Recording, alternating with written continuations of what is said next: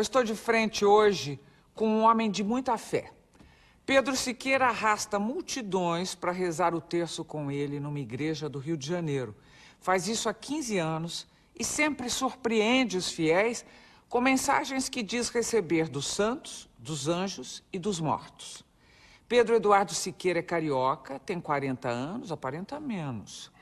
Fez direito e trabalha na Advocacia Geral da União. Desde menino ele tem essas visões, o que assustou muito a família e quase atrapalha a vida de estudante.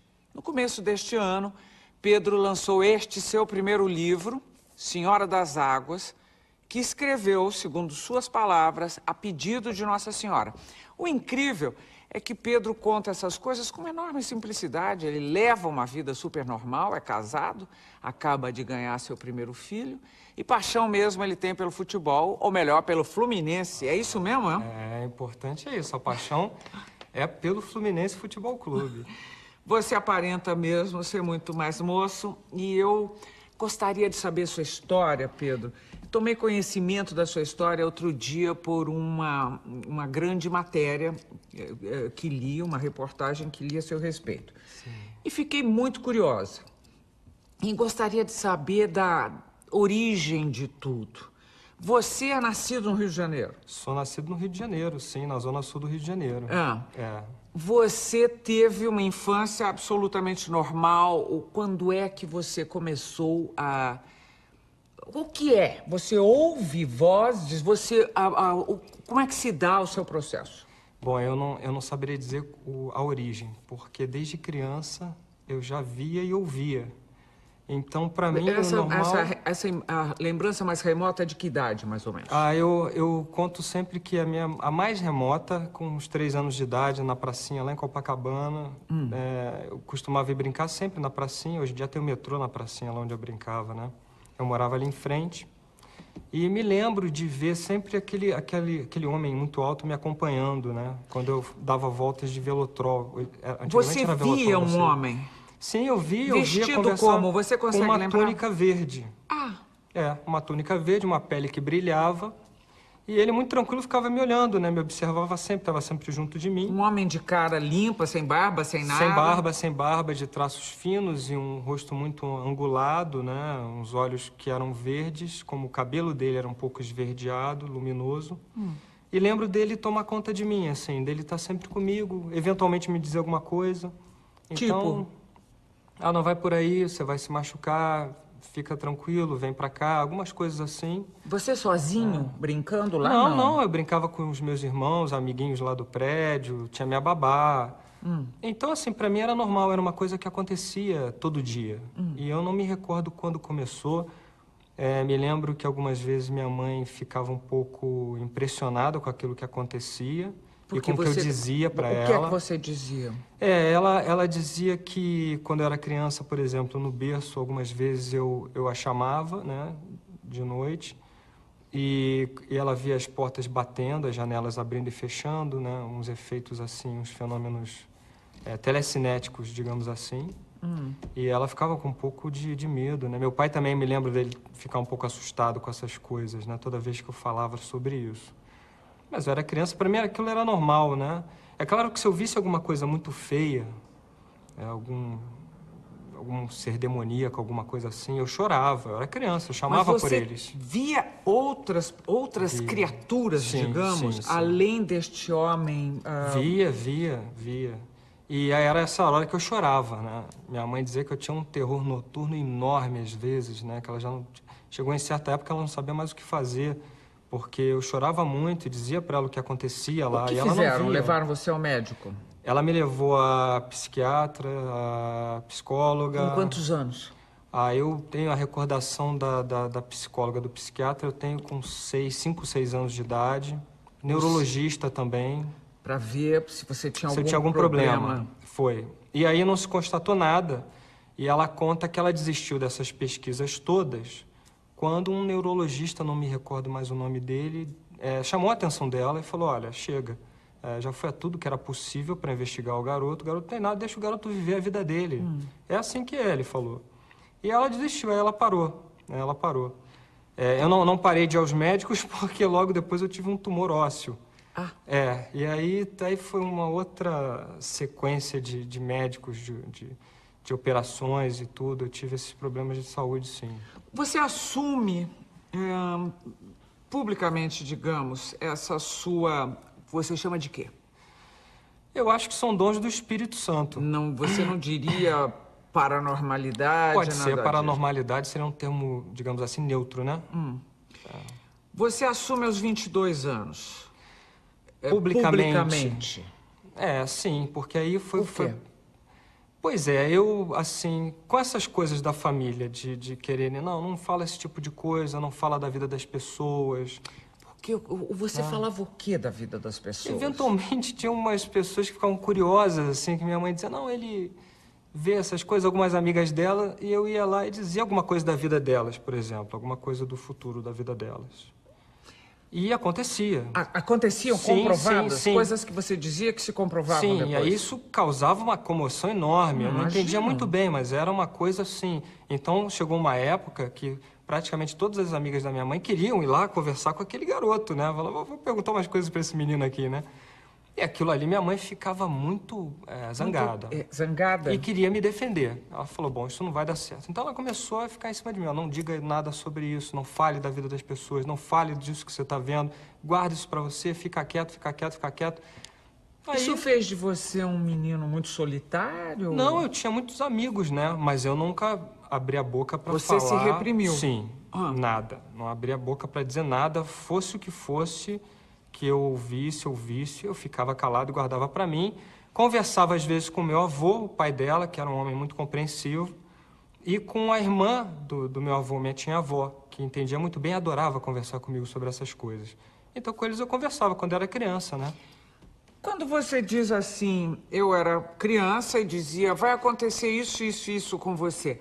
Era uma coisa que vinha ou alguém dizia, uma voz, o que dizia pra você eu não dizer? me lembro exatamente como aconteceu, mas me parece que das duas maneiras. Às vezes esse ser que me acompanhava me dizia, às vezes outros seres apareciam e me diziam, e às vezes de eu olhar eu via como se fosse um cinema, uma tela mental, né, que aparecia como um filme, e eu via o que aconteceu com a pessoa.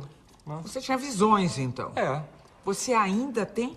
Tenho, sempre foi. Quer dizer, não é que seja igual ao que era. Eu acho que a coisa, ela, quando eu, por volta dos meus 16 anos, ela mudou. Para? É difícil narrar. Ela ficou um pouco mais colorida, um pouco mais imprevisível quando vinha a mim, sensações mais físicas até. Do tipo?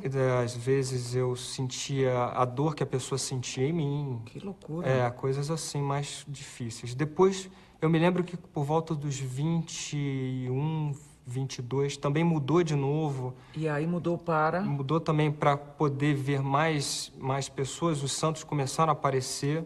Você chama de santos? Porque eles se apresentam para mim. Aí, quem é você? Ele me diz quem é. É o santo tal. Que santos? Por exemplo, dos mais populares, né? Eu me recordo que em 1999 eu estive em Assis, né, visitando a cidade, e fomos lá na Basílica de São Francisco de Assis e fomos rezar uma missa lá, né? Havia um padre com o grupo que nós estávamos fazer uma missa e tal. Era de manhã. Fomos num lugar onde o Papa, em 1986, tinha recebido líderes religiosos do mundo inteiro. Achei interessante, era um lugar de pedra, né? Muito simples até, fiquei espantado do Papa ter recebido os líderes ali. E o padre começou a rezar a missa. Quando ele elevou o cálice e a hóstia, nós nos ajoelhamos, eu me ajoelhei no chão, né? E deitei assim a cabeça, abaixei a cabeça para me concentrar melhor, para fazer os meus pedidos ali. Nisso uma mão bateu assim no meu ombro, fez assim. E eu falei, mas que maluco que na hora da elevação vem me cutucar aqui, que é isso, né? E eu senti fisicamente a mão assim, 3 tapinhas assim. Aí eu falei, eu não vou nem responder, né? Eu vou continuar aqui fazendo a minha oração. Tinha pedidos importantes a fazer naquela época, minha vida estava complicada e eu queria... Aí ele, não satisfeito, pegou e me segurou assim pelo ombro e fez assim. Aí eu olhei pro lado e falei, mas... E não tinha ninguém? Tinha. Tinha quem? Estava ajoelhado assim ao meu lado. um homem mais baixo que eu, muito magro, vestido com um saco cinza e uma corda amarrada. Tinha um cabelo negro, né, uns olhos negros muito profundos. Não era um homem bonito e ele me olhou com uns olhos muito expressivos, assim, penetrantes. Na hora que eu olhei para ele, que eu ia reagir mal, eu ia chamar atenção, eu olhei para ele e eu falei assim, meu Deus, é São Francisco. Aí ele, quando eu falei para ele assim, São Francisco, ele sorriu para mim. Aí eu coloquei as mãos assim no rosto, né, para agradecer. Quando eu voltei, ele já não estava mais. E aí eu fiquei segurando aquele choro, né, aquela coisa, porque foi uma emoção enorme. Ele chegou a tocar em mim, assim, eu falei, meu Deus. E fiquei assim. Aí quando acabou a missa, eu estava bastante emocionado. E minha mãe percebeu, né, deu aquela olhada, falou, o que houve com esse garoto aí, aquela coisa, né? Perguntou pra mim, o que foi? Eu falei, pô, mãe, eu acho que eu vi São Francisco. Como é que você acha? Não sei o que. Ela falou, não, ele estava ajoelhado do meu lado, botou a mão em mim, ela achou estranho, mas como é que um espírito bota a mão em você? Eu falei, eu não sei. Deixa eu perguntar uma coisa pra você, ô Pedro. Deve ser muito complicado, ou deve ter sido, pra você e para os que te cercam ou que te cercavam sempre, porque devia ter sempre a dúvida, né? Ah, sim. A dúvida e de sua parte devia ter em algum momento, um medo de dizer ou não? Sim, no início tinha. Tinha uma insegurança de dizer, sim. E o medo também do que eu ia causar na cabeça daquelas pessoas. Né? Porque a partir do momento que a coisa acontece, o sujeito que é cético já não é mais cético. Você assume isso aos 22 anos de idade? Quer dizer, você assume, a partir daí, a curiosidade ou o desespero dos outros. Porque eu imagino que todo mundo tenha começado a te procurar para pedir me ajuda, ver isso, ver aquilo. Não tem isso? Tem isso, perfeito. Aos 22 anos, quando eu levo o terço para dentro da igreja, né, lá na Santa Mônica, Vocês sempre foram católicos? Sim, minha família, sim. Quer dizer, os seus santos são católicos, esses que apareceram... Você assumiu que desde a infância quem aparecia ao seu lado eram os santos da Igreja Católica? Esses que eu me lembro ou eram santos ou era o meu anjo da guarda, que era esse ser grande que sempre apareceu. E eu resolvo levar isso para a igreja e resolvo fazer isso dentro da oração do terço, do rosário, né? O terço é um mistério, né? São 5 mistérios, né? Um Pai Nosso, 10 Ave Marias. E eu resolvo fazer isso dentro do terço, que eu achava que era uma devoção que me levava, a mim, especialmente, a uma contemplação. Uma devoção que me levava a estar mais perto de Deus, não sei dizer, uma intimidade maior. Então eu resolvi fazer disso a bandeira da coisa. Eu falei, não, vou difundir o terço para as pessoas, porque eu acho que é importante, estava muito esquecido. Começa a rezar. Dentro do terço é que eu dava essas mensagens. Ô Pedro, você vê que o que você faz, quer dizer, a forma como você resolveu assumir as suas visões, essa sua, digamos, paranormalidade, define, quer dizer, define que a igreja certa é a católica. É isso? Olha...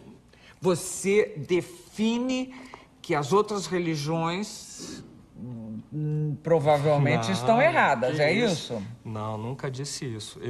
Na realidade, eu me sinto bem ali. Né? Mas se esses santos, quer dizer, se você fala com essa segurança, essa certeza de que esses santos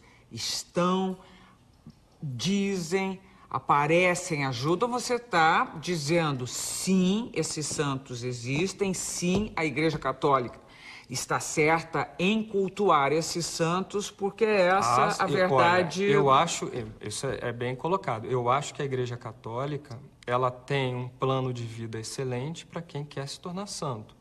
E por isso esses santos se tornaram santos.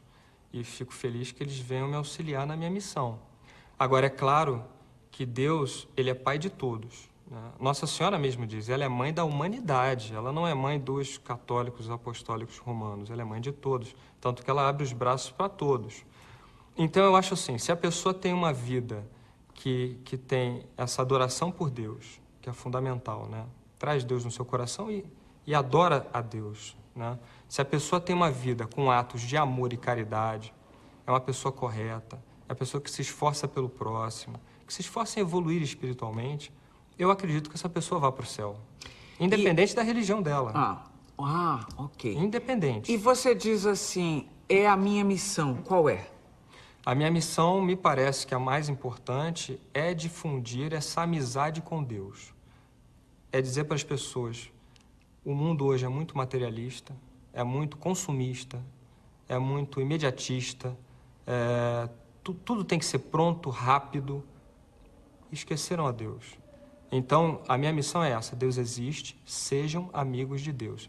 Eu acho que isso resume a minha missão, é isso que eu faço. Ô Pedro, como é que é uma história, um episódio que você narra de que você teria morrido quando era criança e depois renasceu? Que história é essa? Meus pais contam que eu era bebê, acho que tinha 1 mês, e tive uma crise, alguma convulsão no colo da minha mãe de tarde e apaguei. E ela chamou a vizinha para ajudar e elas achavam que eu estava morto, né? E me levaram imediatamente para o hospital. Ela me conta que ligou para o meu pai no escritório, ele estava no centro da cidade trabalhando. Seu pai fazia o quê? Meu pai é advogado. E sua mãe? Minha mãe é psicóloga. Ela estava em casa, ele estava trabalhando lá no centro da cidade. Ele conta que quando ele recebeu o telefonema, seu filho morreu, vem para casa. Ele ficou louco, saiu correndo, uma confusão. E ela diz que eu cheguei sem vida no hospital e que aí tentaram me reanimar. E meu pai conta também que o médico tentou me reanimar e, de repente, eu voltei à vida, que a situação era muito grave, eu não sei que tipo de coisa aconteceu. E que eu teria retornado mesmo, e que o médico ficou bastante espantado com aquela situação num bebê tão pequeno. Fisicamente, cientificamente, já tentaram explicar o que você tem ou não? Olha, que eu saiba... Por exemplo, eventualmente, essa parada que você teve pode ter afetado de alguma maneira a função... eu não sei, elétrica no teu cérebro? Isso foi dito pro neurologista e tudo, né? Ele não achou nada de errado, realmente não. Você, apesar disso, você conseguiu levar uma vida normal? Normal. A primeira namorada, o melhor amigo? Normal. E todas essas pessoas sabiam disso em você? O curioso é que no colégio, né, que eu me lembre, as pessoas sabiam e aquela coisa, eu entrei no colégio lá no Santo Agostinho logo na primeira série do primário, hoje em dia não sei como chama mais. Eu também não. Como é que Primeiro mudou? grau. Logo no início, né, eu fui alfabetizado num colégio de freiras, que também já não existe mais lá no Rio de Janeiro, e aí minha mãe falou o seguinte, você vai fazer concurso por uma outra escola que eu quero muito, que é o Colégio Santo Agostinho, que é um dos melhores colégios do Rio de Janeiro. Eu quero que você faça uma prova, você vai passar, você vai lá. Eu falei, eu vou. Ela vai, porque seus amigos vão também, se você não for, você vai ficar sozinho aí. Eu falei, não, então vamos esforçar para ir, né? E eu fui, passei, alguns amigos meus foram também, e aí você cria uma amizade. Então eu estudei com essas pessoas desde os meus, 6 anos de idade até os 17. E aí a gente se conhece, as pessoas não davam a mínima para isso, sabe? Eu era mais um. Eu mas acho eles que a convivência... sabiam que você tinha sabiam, isso. Mas como também eu não fazia alarde, não falava nada... Achavam natural que isso acontecesse. Achavam natural. Você tinha isso em qualquer lugar e tem até hoje, ou você precisa de um ambiente propício? Estar na igreja, estar uma luz, pergunta um boa. certo... Veja só, a coisa de Nossa Senhora só acontece lá na igreja. Desde quando? Eu não saberia dizer a idade certa, mas calculo que por volta ali dos meus 23. E como é que se deu? Desde o início que eu levei o terço para a igreja, eu via que se formava no teto uma luz dourada. E essa luz dourada ia se abrindo durante a nossa oração e descia sobre as pessoas. Eu percebi que lá existia alguma coisa, uma força, porque as pessoas começavam a se sentir de uma forma diferente ali dentro. E falavam para mim, meu Deus, acontece alguma coisa aqui dentro que aquela minha angústia desaparece, a minha depressão some, eu passo a me sentir bem. Algumas pessoas começaram a ficar curadas de artrose, de problemas no joelho, de problemas de coluna, e assim foi. E eu reparava que era por causa daquela coisa que se formava, né? E, de repente, lá dentro, eu sentia que havia alguma coisa diferente ali dentro. E começou a surgir uma voz que falava no meu peito, né? Uma voz tranquila e pacífica que me dizia algumas coisas para dizer para as pessoas. Por exemplo? Para dizer, por exemplo, que o filho de alguém ia sair do CTI, que o marido ia ficar Com curado. nomes e com etc. Com nomes, dava nomes, sim. Bom, isso é uma coisa absolutamente surpreendente. As pessoas ficam surpresas, sim. Para mim era muito tranquilo, porque era uma segurança, porque se aquela voz me dizia e vinha daquela luz maravilhosa, por mim, né, eu falei, tô muito tranquilo. Me dava uma confiança. Você não sabia quem era, você simplesmente dizia e aparecia alguém que estava com Aí problema. sempre no final da oração vem uma pessoa e fala assim, pô, você falou meu nome, falou o que eu tô passando, falou a situação do meu marido. As pessoas ficavam espantadas, né? Eu disse na abertura que você também conversava com mortos. Bom, considerando que você falou com São Francisco de Assis, falando com os mortos. Mas são só santos ou pessoas que se identificam? É um problema. O que acontece que eu noto? Muitas vezes, durante a oração, aparecem realmente pessoas que eu chamo, dentro da fé católica, de almas do purgatório. São pessoas que estão no purgatório que vão lá para rezar. Elas têm, por algum motivo, permissão de Deus e estão lá para rezar, né? Elas são muito tranquilas, não me falam nada, né? Não me falam nada. Então, eu não dou mensagens dos mortos para as pessoas que estão ali. Eu peço oração para eles, é diferente, porque realmente se eles estão ali é porque eles estão precisando de oração. Então eu conclamo as pessoas a rezarem por aquelas pessoas, mas eu não faço essa ponte, né? Eu tenho muito... Não é uma coisa que me... Bom, senão, porque também você ficaria escravizado, ou... Exatamente. Não se considerando uma escravidão, você teria que fazer uma escolha na sua vida. Por que você escolheu fazer direito? Boa pergunta, né? Porque... Uma pergunta difícil. Porque eu gostava muito de tocar, era músico. Eu me lembro que eu tinha ido estudar um período na Inglaterra, fazer o meu TTC, né? TTC? Teacher Training Course. Eu tinha terminado o inglês, tinha me formado no Britânia já desde cedo, e aí eu ganhei uma bolsa para estudar nesse curso na Inglaterra.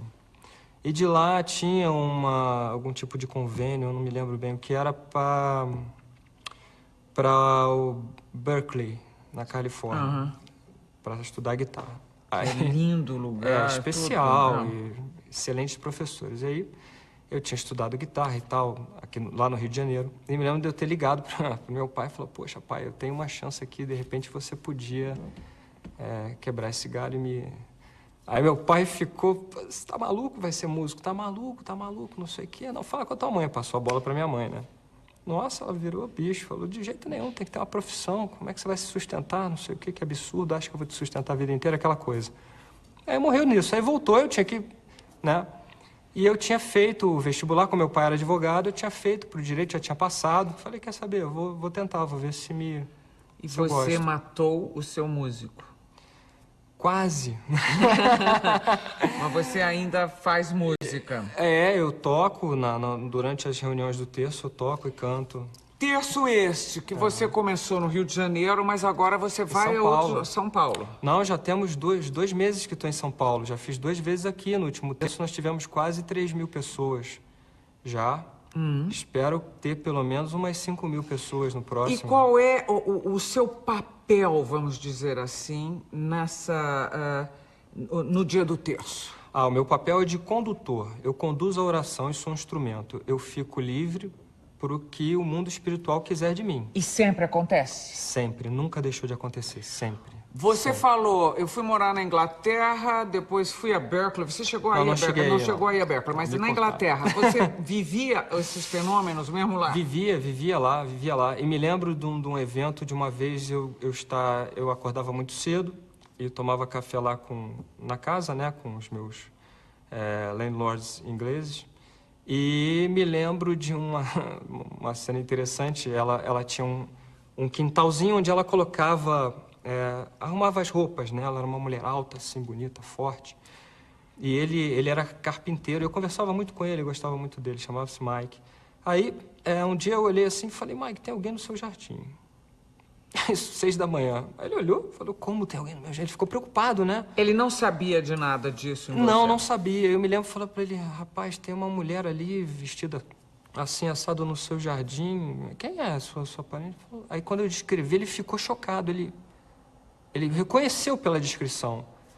E ele ficou me olhando e falou assim, você tem certeza? Eu falei, tenho. Ele falou, rapaz, você tá me descrevendo uma tia minha, mas ela já morreu. E aí eu calei a minha boca, falei, meu Deus, falei bobagem onde não devia para um inglês do interior. Aí fiquei quieto. Aí não deu outra, eu fui pra escola, fui estudar, depois tinha futebol, fui jogar uma bola, não sei o quê, voltei, aí de noite ela entrou no assunto, ela falou, mas eu não entendo, o que aconteceu que você falou isso? E aí fui dar explicação, aí no sábado teve um almoço com a família, tive que dar explicação para todos aqueles ingleses lá, eles me olhavam com uma cara de espanto, assim, sem entender, né? Você dá más notícias? Quando eu era mais jovem eu dava bastante, né? Eu via e dizia. Aí eu parei. Eu parei porque teve um evento, né? Lá na igreja da Santa Mônica. Eu estava muito cansado. Eu tocava com jovens, né? Tinha um grupo legal pra caramba. A gente fazia uma missa das 7 horas da noite de sábado. E tinha umas pessoas muito insistentes, né? Mulheres insistentes com problemas afetivos. Que são, nossa, mas insistiam muito. E tinha uma com problema com o marido, mas era muito chato aquilo. E você sabe que a maioria das mulheres são insistentes, eu diria 95% com todo respeito a vocês. Mas é muito insistente, eu cansado, né? E garotão, aquela coisa, né? E meu marido não aguenta mais, quando é que eu vou me livrar? Eu me lembro como ontem, né? Eu tava com o violão na mão, assim, quando eu guardei o violão, ela falou, quando é que eu vou me livrar? Eu vi o sujeito morto. Aí eu olhei aquilo e falei assim... Quando eu vi morto, eu falei, quando é isso? Eu perguntei. Amanhã. Aí eu falei pra ela, você vai se livrar amanhã. Amanhã você tá viúva, ele vai morrer. E aconteceu? Nossa, ela ficou parada assim, me olhando. Aí ela fez assim com aquela cara de quem diz assim, não, né? Aí eu falei, amanhã. E saí. E isso aconteceu? Aconteceu. O homem teve um infarto, o cara tinha 41, 42 anos, caiu duro. E a mulher tem ódio de você até hoje? Minha amiga. Tua amiga? Sério, minha amiga, o que aconteceu? Ela ficou chocada, claro, durante alguns dias.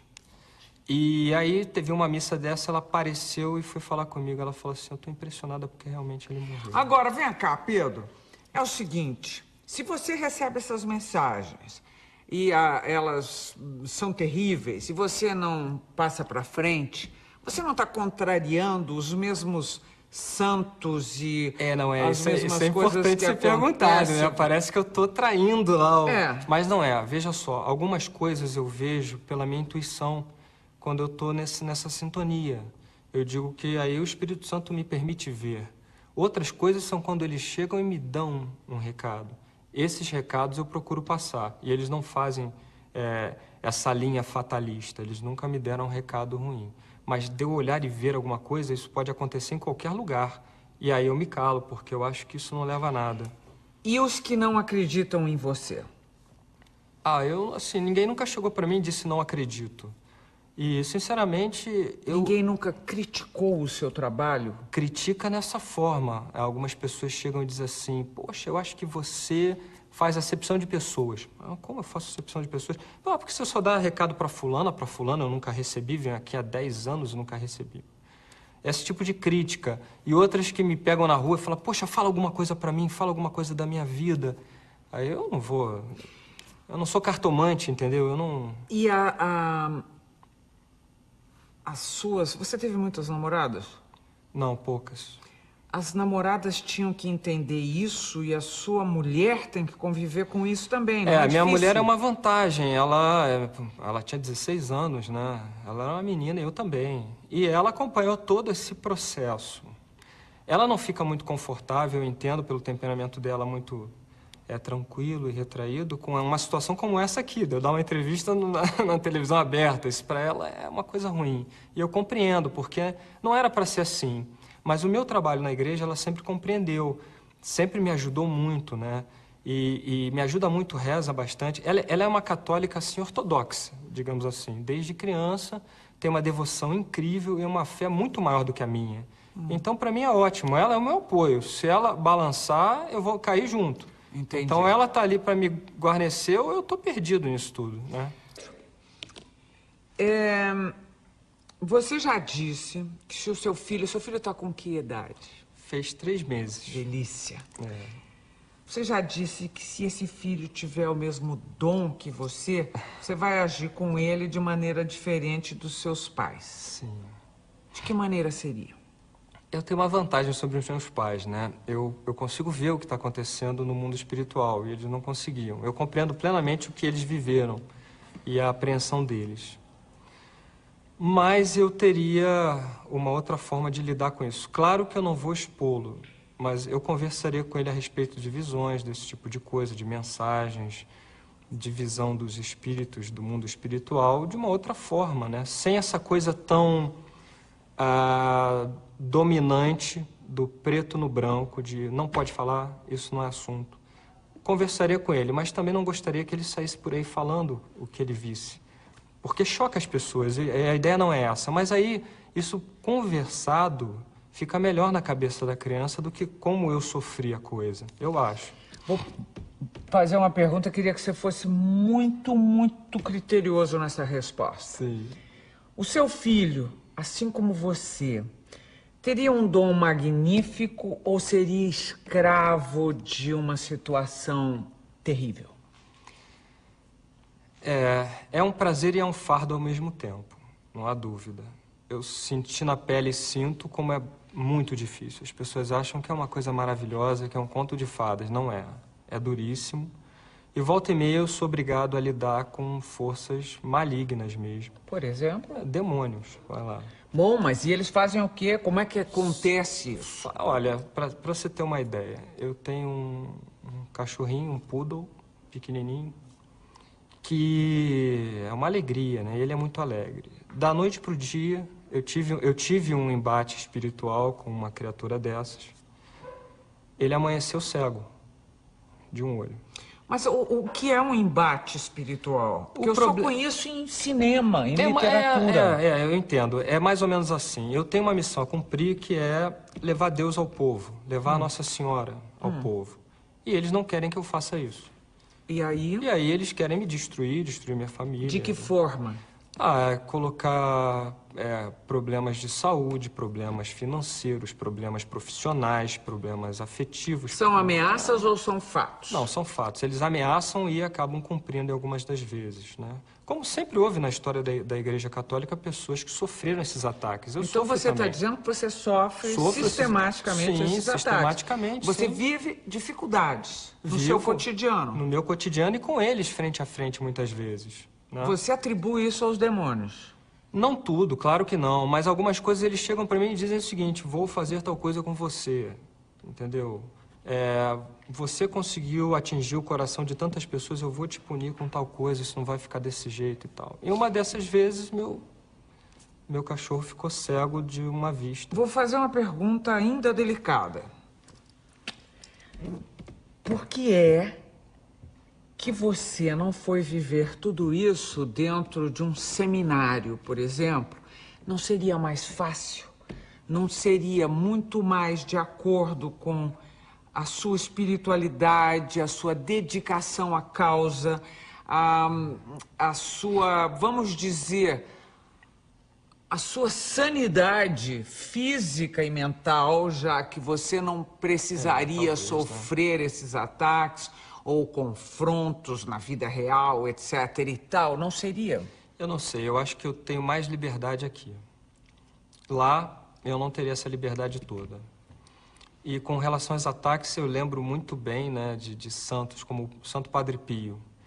Como ele vivia lá dentro, protegido na clausura, né, na cela, com seus irmãos e tudo, o demônio se materializava e dava surras nele.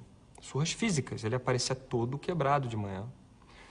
O Santo Curadars ficava de cama, de tanto que ele apanhava do demônio também. Então eu prefiro apanhar desse jeito.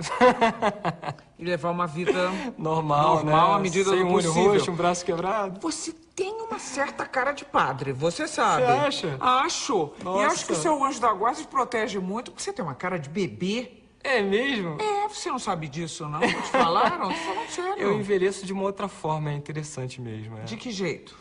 Muito lentamente. A minha cabeça, o meu corpo, ele conserva... Mas você pratica artes marciais. Eu adoro. Por quê?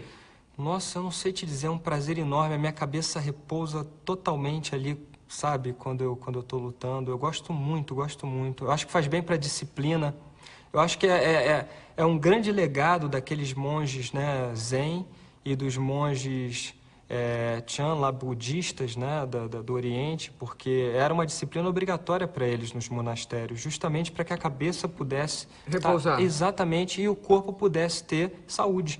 Então eu adotei esse padrão de vida, mas eu fiz esporte desde criança, né? Eu já nadava, já praticava natação e judô com 4 anos de idade. Você ganha dinheiro com o seu dom? Nada, nada. Isso é terminantemente proibido. Isso é uma coisa que, inclusive, lá na minha adolescência, o meu anjo conversou comigo e disse o seguinte: olha, você vai ter uma profissão, você vai se sustentar, porque isso é gratuito. Deus te deu de graça, você vai dar de graça. Então, isso não pode ser cobrado em hipótese nenhuma. Né? O teu anjo da guarda conversa sobre o que com você? Porque agora mesmo você falou, ele é ótimo, ele dá umas voltas. Ele é muito jovial, inclusive. Ele tem uma aparência muito jovem. Mas não é esse meio esverdeado? É ele mesmo. E ele tem uma aparência... Hoje você percebe que ele tem uma aparência jovial? Hoje eu olho pra ele, ele é um homem, né? Não é homem, é um outro tipo de ser. Eles não são homens, não evoluíram da raça humana. É uma outra tipo de criatura. Mas ele é muito alto, mas ele é muito jovem, parece um rapaz de 16 anos, assim, o rosto, 16, 17 anos, né? Muito magro. Os olhos é que são bem diferentes, assim. Mas ele sim, conversa comigo, sim. Em alguns momentos, sim, me diz coisas, eu digo algumas coisas para ele, ou eu reclamo da vida para ele, e aí ele me devolve e me diz algumas coisas. Com ele eu teria um diálogo, sim. Mudo? Mudo, só que... Você vê coisas acontecendo com os seus próximos? Mãe, pai, mulher? Vejo. E? Bom, aí depende, né? Eu tenho que sempre ter um certo cuidado. Eu tenho um evento com meu pai recente, que foi o seguinte. Muitas vezes eu não sei te explicar como se dá isso, mas o meu espírito é transportado para uma outra dimensão, para um purgatório. Vamos lá. Purgatório é um lugar físico? Olha, para mim porque como eu estou lá às vezes, né, ando por lá e às vezes converso... E ele tem que cara, por exemplo? Uma cara mais colorida do que o nosso mundo aqui, mas bastante similar. Bastante similar, com casas, com campos, com lagos, com... montanhas. Você diria que o Chico Xavier tinha o que você tem? Olha, eu não sei dizer, eu não conhecia assim... Vi um pouco da história, né, no filme. Dos livros que ele escreveu? Não, os livros foram psicografados, não é isso? Não, eu não psicografo, eu não incorporo. Esse livro aí não foi psicografado, é puramente mental. Mas você compreende o que acontecia com ele? Eu penso e que aceita? Sim. Eu penso que Deus pode se manifestar em qualquer tipo de pessoa. E essas visões que ele tinha, talvez do outro lado, me lembro de alguma vez ele também ver anjos, etc. Provavelmente é a mesma coisa que eu vejo, né? Eu acho que sim. Era mais fácil se eu pudesse conversar com ele e saber exatamente. Porque ele também passava essas mensagens, não é? Mas as mensagens dele eram mensagens dos falecidos. Não era isso? Eu não tenho certeza. Me parece que era isso. Não, isso eu não faço. É diferente do meu, né?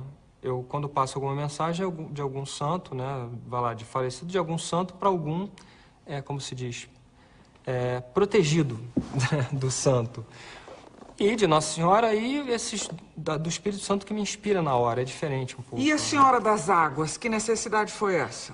Pois estava eu fazendo um retiro em Fátima com o Frei João Antônio, que é o meu diretor espiritual. Nós estávamos caminhando para fazer a Via Sacra no bosque, não no santuário em si, no bosque, eu gosto muito do bosque.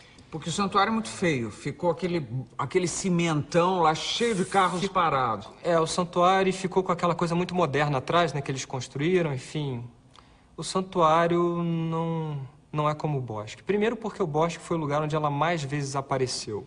O bosque foi o lugar onde o anjo de Portugal apareceu.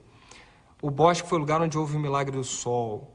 O bosque é a natureza, é aquele lugar que eu gostaria de morar lá dentro. Se me dissesse assim, você pode ficar com uma cabana aqui, morar aqui, eu já tinha ido, né? É o lugar que mais me...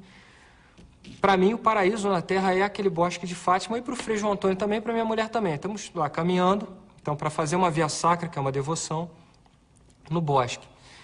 E esse dia, quando eu olhei para frente, que eu fui respirar, nós estávamos até cantando, né? Ele adora cantar, ele tem uma voz de tenor assim, né, Frei? Tem uma voz de tenor.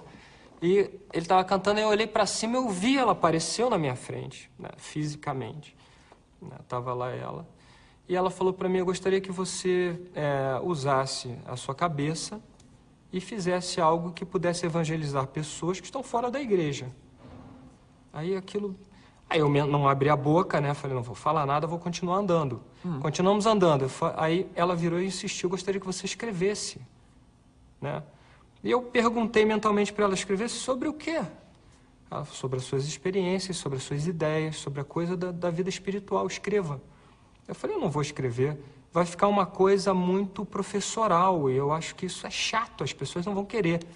Ela falou, então dê o seu jeito, faça do seu jeito, faça da sua forma. Faça de uma forma agradável. Fiquei calado, não respondi para ela se eu ia fazer ou não. Nisso o Frei virou para mim e falou, ela está te falando alguma coisa. Eu falei, mas como é que você sabe? Eu caminhando aqui, cantando. Ele falou, sim, o que ela te falou? Aí eu falei assim, eu fiquei meio sem jeito. Falei, não, ela queria que eu escrevesse. Você vai escrever então, né? Eu falei, eu acho que eu não vou escrever não, porque eu vou ter que me expor muito. Aí ele falou, mas nós temos que nos expor. A ideia é essa. Quem quer evangelizar tem que se expor. Tome coragem e vai dizer, afinal de contas ela faz tanta coisa pra gente. Aí eu disse sim. E aí esse livro, então, você diria que na história da psicóloga Gabriela, que vai viajar à Europa em busca de respostas, tá? Tem muito da sua exposição aqui. Tem. As visões que a personagem tem são minhas visões que eu tive. Descrevo aí o São Gabriel Arcanjo, né, que eu vi. Descrevo as visões. As histórias que estão aí, quer dizer, eu construí uma espinha dorsal, mas as histórias do enredo são histórias de pessoas verdadeiras, pessoas que viveram comigo esses 20 anos rezando, que passaram por esses problemas, né? Então eu construí uma ficção baseada em fatos que são fatos reais. Ok. E a renda?